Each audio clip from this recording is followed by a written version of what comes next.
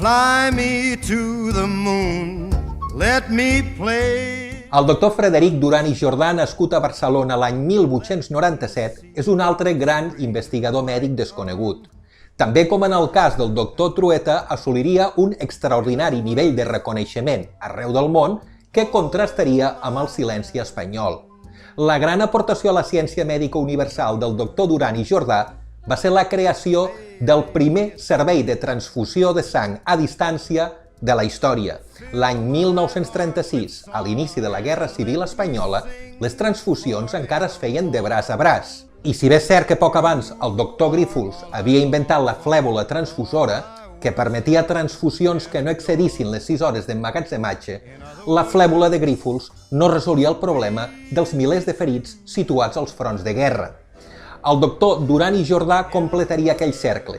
Crearia un sistema que permetia l'emmagatzematge de la sang durant 15 dies, el temps necessari per a extraure-la al Banc de Sang de Barcelona i practicar la seva transfusió als ferits de guerra del front d'Aragó. El mètode del doctor Duran i Jordà consistia en emmagatzemar la sang dels donants en ampolles situades verticalment i conservades a una temperatura de 2 graus.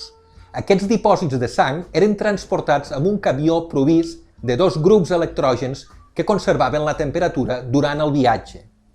I finalment es comprovava i s'escalfava el bany maria abans de ser transfusionada al pacient. Acabada la guerra, l'any 1939, el mètode del doctor Duran i Jordà no va merèixer cap atenció per part de les autoritats del règim franquista.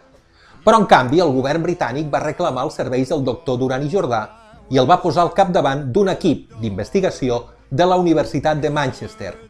I el mètode del doctor Duran i Jordà, plenament desenvolupat, salvaria centenars de milers de vides durant la Segona Guerra Mundial. El doctor Duran i Jordà va morir prematurament a Manchester l'any 1957.